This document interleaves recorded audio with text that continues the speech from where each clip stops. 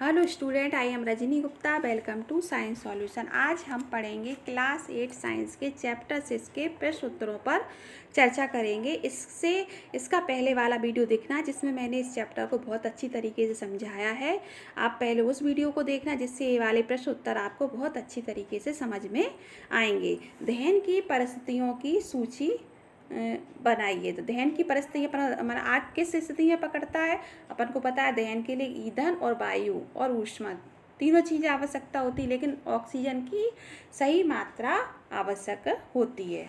इसी प्रकार अब प्रश्न नंबर 2, खाली स्थानों पर लकड़ी और कोयले जलने से वायु का क्या होता है? प्रदूषण होता है। क्या होता है? प्रदूषण होता है। घरों में काम आने वाला द्रव ईंधन कौन है? एलपीजी। आपको पता है एलपीजी जो गैस है सिलेंडरों में संपीड़ित करके द्रव्य रूप में भरी जाती है और फिर जैसे जलाते तो गैस में बदलती है।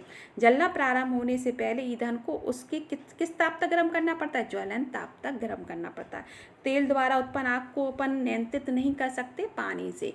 किससे नियंत्रित कर सकते हैं? रेत से कर सकते हैं। CO2 अग्निशामक से अपन तेल द्वारा उत्पन्न आग को नियंत्रित कर सकते हैं। अब प्रश्न नंबर 3 पे आते हैं। प्रश्न नंबर 3 क्या है? समझाइए कि मोटर वाहनों में CNG के उपयोग से हमारे शहरों का प्रदूषण किस प्रकार कम हुआ। तो आपने देखा होगा CNG क्या होती है? एक अच्छा ईंधन है। CNG का फुल फॉर्म होता है कंप्रेस नेचुरल गैस। इसमें क्या होता है? CNG जो होती है इसमें क्या बहुत कम मात्रा में जो गैस होती है वो कम मात्रा में कैसी होती है? जो गैस जो हानिकारक जो गैस है कम मात्रा में निकलती हैं। तो अपन इसको पढ़ते हैं। मोटर वाहनों में ईंधन के रूप में डीजल पेट्रोल का स्थान CNG ले रही है। कि CNG क्या होती है? सल्फर नाइट्रोजन की जो ऑक्साइड का है इसका उत्पादन कम मात्रा में करती है। अपन ने पढ़ा है सल्फर और नाइट्रोजन के ऑक्साइड जैसे ही वर्षा जल के साथ घुलकर आते हैं तो अम्ल वर्षा उत्पन्न करते हैं। तो ये कम मात्रा में उत्पन्न करेगी तो एक तो अम्ल वर्षा कम होगी। और पेट्रोल जलने के दौरान बिना जले कार्बन कण छोड़ते हैं। पेट्रोल क्या करता है? जलता है तो बिना जले कार्बन कण छोड़ता, जबकि ये ऐसा नहीं करती, बिना जले कण नहीं छोड़ती है। और दवा और जैसे श्वास रोग उत्पन्न करते जब बिना जले कार्बन कण जो छोड़ते हैं। तो पेट्रोल डीजल यही करता है, जबकि CNG ऐसा नहीं करता। इसे CNG एक स्वच्छ ईंधन है। तो ये पेपर में आता है, तो इसे आप अच्छी तरीके से याद कर लेना। फिर प्रश्न नंबर 4, ये भी बहुत आता है पेपरों में। ईंधन के रूप में LPG लकड़ी की तुलना कीजिए। मैंने इसे वीडियो में बहुत अच्छी तरीके से समझाया, अपन यहाँ भी समझते हैं। इसका ऊष्मीमान बहुत ऊंचा होता है और इसका ऊष्मीमान थोड़ा LPG से कम होता है। ऊष्मीमान क्या होता है मैंने समझाया था।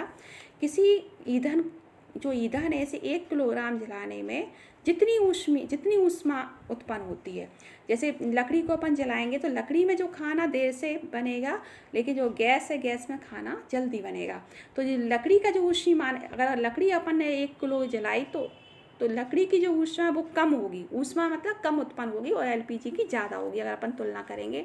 LPG का जो ज्वलनांक होता है वो भी कम होता है, इसका अधिक होता है। ज्वलनांक मतलब ज्वलन ताप, मतलब इसको अपन को जलाने में अधिक ऊर्जा की आवश्यकता नहीं होगी, पर इसे होगी। इसे कि मिट्टी का तेल डालना पड़ेगा। लकड़ी देर से जलती है। कुल मिला के ये बिना धुएं के जलती है, धुएं के साथ जलती है, इससे वायु प्रदूषण होता है। इसके जलने में विषैली गैस उत्पन्न नहीं होती, इसके जलने में होती है विषैली gas, carbon monoxide, carbon dioxide होती है। इसे आसानी से भंडारित किया जा सकता है, जबकि ये ठोस और भारी होने के कारण इसे अपन भंडारित नहीं कर सकते। इसके जलाने में अवशेष ही नहीं बचता। अपन ने गैस को जलाया तो कुछ बचता है, इसको जलाने में राख जैसे अवशेष बचते हैं। तो ये हो गया। प्रश्न नंबर 5 पे आते हैं अपन कि विद्युत उपकरण में समृद्ध आग पर नियंत्रण पाने हेतु जल का उपयोग नहीं किया था। क्यों नहीं किया जा सकता? विद्युत उपकरण से जो आग होती है उसमें पानी का इस्तेमाल क्यों नहीं करते? पानी क्या होती है? विद्युत का अच्छा सुचालक होती है। जब हम पानी किसी नग्न लाइव तार पर गिराते हैं तो पानी फेंकने वाले व्यक्ति को बहुत तेज विद्युत का झटका लग सकता है, जिससे उसकी मृत्यु हो सकती है। इसलिए अपन पानी का प्रयोग नहीं कर सकते। फिर दूसरा, LPG लकड़ी से अच्छा घरेलू ईंधन है। तो ये अपन ने ऊपर पढ़ा ही था। तो LPG लकड़ी से अच्छा ईंधन है क्योंकि LPG का ज्वलनांक लकड़ी से कम है और ऊष्मीमान अधिक है। और लकड़ी जो कि विपरीत प्रदूषण रहित ईंधन है। कौन? LPG। फिर अगला है तीसरा प्रश्न क्या? कागज स्वयं सरलता से आग पकड़ लेता है, जबकि एल्युमिनियम के पाइप के चारों ओर लपेटा गया कागज आग नहीं पकड़ता। तो अब मैंने इसे वीडियो में एक पानी का उदाहरण देकर समझाया था। यही चीज़ यहाँ लागू होगी कि एल्युमिनियम क्या होती है? एक धातु होती है, ऊष्मा का सुचालक होती है। एल्युमिनियम धातु के चारों तरफ कागज का जो ताप है बढ़ने लगता है। तो एल्युमिनियम कागज़ से ऊष्मा को अवशोषित करके कागज़ का जो ताप है, जो ज्वलन ताप है, उससे कम कर दे, इससे कागज़ आग नहीं पकड़ता और एल्युमिनियम पाइप के चारों लपेटा गया कागज़ का टुकड़ा आग नहीं पकड़ता। ये बिल्कुल जो पानी का उदाहरण मैंने वीडियो में समझाया था कि पानी से भरा कप, कागज़ का कप और एक बिना पानी के भरा कागज़ का कप, तो कौन आग पकड़ता? तो बिना पानी से भरा कागज़ का कप आग पकड़ता। तो वही सिस्टम था कि कागज़ की जो ऊष्मा थी पानी में चली जाती है चालन के द्वारा, और जो पानी है फिर कागज़ के ताप के ज्वलन ताप से कम कर देती है। अब है प्रश्न नंबर 6, ये पेपर में बहुत आता है। प्रश्न नंबर 6, मोमबत्ती का ज्वाला का चिन्हित क्षेत्र बनाइए। तो ये चित्र बहुत आता है, सबसे ज़्यादा नीला, फिर अंदर का पीला और फिर अंदर बिना जली मोमबत्ती का। तो सबसे वाला जो भाग होता है, गर्म भाग, वो होता है बाहर का पीला भाग, और जो सुनार होते हैं वो इसी क्षेत्र का प्रयोग करते हैं, अदीप्त क्षेत्र का।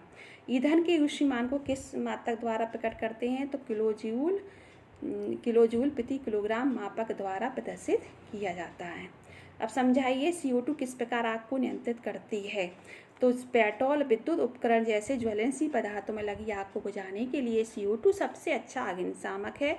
ऑक्सीजन की तुलना में अधिक भारी होने के कारण, जो ऑक्सीजन से ज़्यादा भारी है, तो ये क्या करता है, उसको आग को एक कंबल की तरह लपेट लेता है, जिससे ईंधन और ऑक्सीजन का संपर्क टूट जाता है और आग नियंत्रित हो जाती है। इसलिए CO2 का अन्य लाभ ये भी है, सामान्यतः विद्युत उपकरणों की जो हानि नहीं पहुँचती है।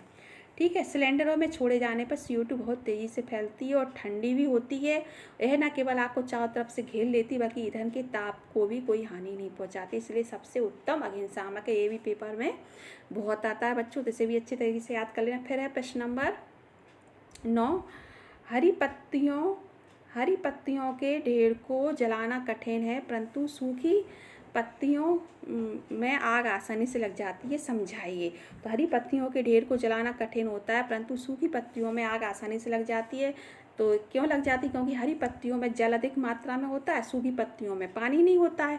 तो हरी पत्तियों को जलाने में ऊष्मा को अवशोषित करके वाष्पित हो जाती है ना, तो पत्तियों को ताप को उसके ज्वलन ताप तक बढ़ने ही नहीं देती। लेकिन हरी पत्तियां तब तक आग नहीं पकड़ पाती जब तक सारा जल जो है भाप बन के ना उड़ जाए, तो इन्हें ज़्यादा ऊष्मा लगती है और उसका जो ताप है ज्वलांक तक ना पहुंच पाए। लेकिन सूखी पत्तियों में पानी होता ही नहीं है, तो वो जल्दी से आग पकड़ लेती है और इनको जलाने के लिए दी गई ऊष्मा उनके ताप को सीधे ही ज्वलन ताप तक पहुंचा देती है, इसलिए वो जल्दी जलना शुरू हो जाती हैं।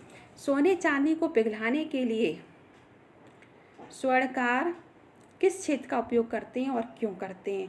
तो ये तो मैंने बताया था, सबसे बाहरी क्षेत्र का प्रयोग करते हैं, अदीप्त क्षेत्र का प्रयोग। सोने चांदी पिघलाने के लिए सुनार ज्वाला की नीली लोक, देखा था चित्र में, वो चला अदीप्त क्षेत्र, उसका प्रयोग करते हैं कि ज्वाला का ये क्षेत्र सबसे गर्म होता है और सोने चांदी जैसी धातुओं का जो गलनांक होता है, धातु देर से गलती हैं, तो इसी क्षेत्र का प्रयोग करता है। इसे पिघलाने के लिए अधिक ऊष्मा की आवश्यकता होती है। प्रश्न नंबर 11, एक प्रयोग 4.5 kg ईंधन का पूर्णतः दहन किया गया है। उत्पन्न जो ऊष्मा का ताप है कितना है? ये 1,80,000 kg था। ईंधन का ऊष्मीमान प्रकृत कीजिए। तो अपन को ये ज्ञात करना है, ईंधन की मात्रा इतनी है, उत्पन्न ऊष्मा इतनी है। अब इसमें भाग दे देंगे तो ये निकल आएगा ऊष्मीमान। ठीक है। अब है प्रश्न नंबर 12, क्या जंग लगने के प्रक्रम को दहन किया जा सकता है? विवेचना कीजिए। नहीं, जंग लगना दहन नहीं है। क्यों नहीं है? दहन नहीं, क्योंकि दहन एक तीव्र प्रक्रम है, जबकि जंग लगना एक धीमी प्रक्रिया है, इसलिए हम इसे दहन प्रक्रम नहीं कह सकते। साथ ही दहन ऊष्मा के साथ साथ ज्वाला भी उत्पन्न करता, जबकि जंग में केवल ऊष्मा उत्पन्न होती है। अब आते हैं अपन प्रश्न नंबर 13 पर। आबिदा और रमेश ने एक प्रयोग किया, एक बीकर में रखे जल को गर्म किया और आबिदा ने बीकर को मोमबत्ती के ज्वाला के पीले भाग के पास रखा और रमेश ने बीकर को ज्वाला के सबसे भारी भाग के पास रखा। किसका पानी कम समय में गर्म हो जाएगा? तो आपको पता ही है, अपन ने ज्वाला क्षेत्र पढ़ा था, सबसे भारी भाग में जिसने रखा होगा उसका जल्दी गर्म होगा। तो रमेश के बीकर का पानी जल्दी गर्म हुआ क्योंकि उसने बीकर के ज्वाला के सबसे भारी भाग में रखा, और ज्वाला का सबसे गर्म हिस्सा होता है, जबकि आबिदा ने ज्वाला के पीले भाग पर रखा जहाँ ज्वाला कम होती है। इसलिए रमेश के बीकर का पानी आबिदा के बीकर के पानी से जल्दी गर्म होगा। तो ये तो जो अपन ने ज्वाला का दीप्ति क्षेत्र पढ़ा, तो अपन ने पढ़ा था जो बाहरी क्षेत्र, जो अदीप क्षेत्र होता है वो सबसे ज़्यादा गर्म होता है। तो आबिदा ने आबिदा ने जो रमेश ने के बीकर का पानी आबिदा के बीकर के पानी से जल्दी गर्म हुआ, इसलिए हुआ कि रमेश ने अपना बीकर बाहरी क्षेत्र में रखा था। तो बच्चों ये चैप्टर पूरा हो गया। आपको ये प्रश्न उत्तर अच्छी तरह समझ में आ गए होंगे। अगर कोई भी डाउट है तो आप कमेंट सेक्शन में लिखना, मैं उस डाउट को क्लियर करने की कोशिश करूँगी। नेक्स्ट वीडियो में मिलते हैं। अगर आपने मेरे चैनल को सब्सक्राइब नहीं किया तो बिल्कुल कीजिएगा, जिससे आपको नेक्स्ट वीडियो के नोटिफिकेशन समय पर मिलते रहे। नेक्स्ट वीडियो में मिलते हैं। Good bye.